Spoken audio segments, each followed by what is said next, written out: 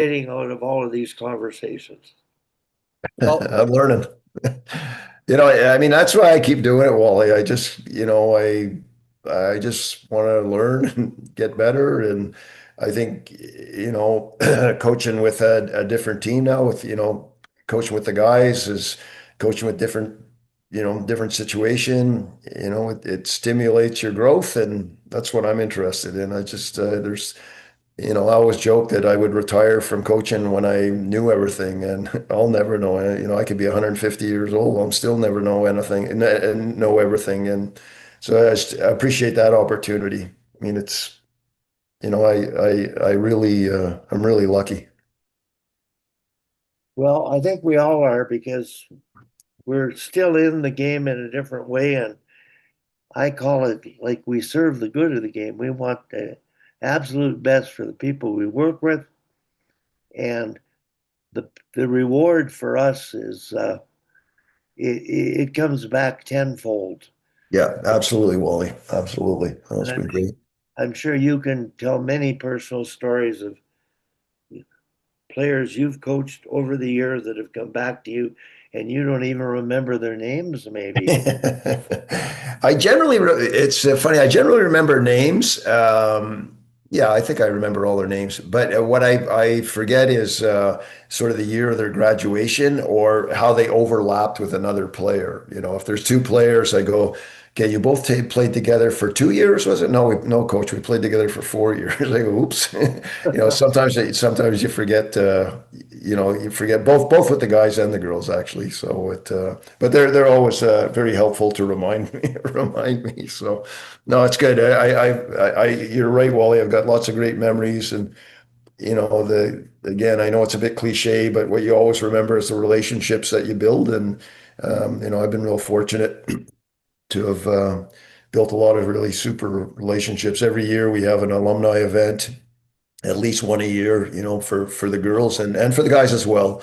And just so nice to see these people and what they're doing, and and they're on the guys' side, we didn't do it quite as much on the girls' side, but on the guys' side, anytime an alumnus is in the stands watching a game, we always bring them down and talk to the players, after the game, or even say a couple words before the game or whatever it is. And it's just remarkable how they reflect on their own career at McGill and how much they enjoyed it and how quickly it went, and the friends that they made. And wasn't about the games that they, again, being cliche, but it wasn't about the games they won or any of that. It was totally about, the relationship they built, the relationships that they built. And I'm in the same boat on that, for sure. I mean, we won a lot. It was great, but got the chance to coach a lot of really good people. That's what I remember. Now, you've coached at the university level, and I speak for all coaches at all levels in all sports. When I say all levels, I'm talking about my high school coaching experiences. Yeah. And I've had so many students come up to me uh, or email me and complimenting what happened with them while I coached them. And there was one story in particular that's I was a young wrestler, and when you coach wrestling in high school, you're trying to look and recruit kids in the hallway that are small so you can fill weight classes so you might win some medals in the city competition. And there was a young boy, a little guy who I badgered. And eventually I got him to join the team and he hung in there for 3 years. I don't even remember his name, but here it is years later. I'm in Montreal coaching uh, the women's team from Calgary, and I get a phone call at my hotel, and it's this young former wrestler introducing himself to me and said, "Mr. Kozak, can I come to your game tonight? I'd like to meet you, and I haven't seen you. Coach me in wrestling." And so after the game, he told me this story. He met me. He was he had gone from being 105 pounds to now being 6'2" and about 200, uh, totally grown.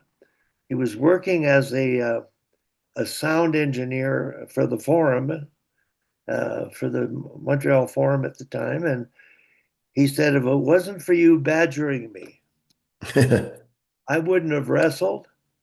And if I hadn't wrestled, I wouldn't be here today. Yeah, there you go. Yeah.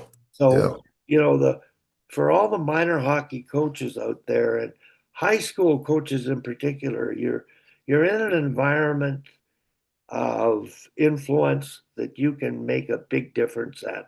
And I think you can do that at any level. Yeah. No, I agree. I agree.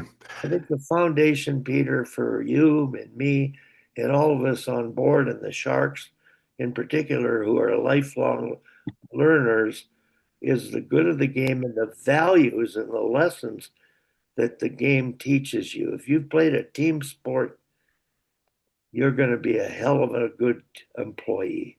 Yeah. You're going to get a job. So, I agree, Wally. I agree. So I'm gonna have to. I've only got a couple more minutes here. I apologize for that. I got to move on to we played last night against Concordia at home. We lost 3-2. I thought Concordia played very well. We weren't as sharp as we could have been. I'm sure it boiled down to the coaching. So we've got a couple of meetings coming up. So hopefully I don't get fired. But we'll be good. Jordan, nice to see you. Tom, I didn't acknowledge you there on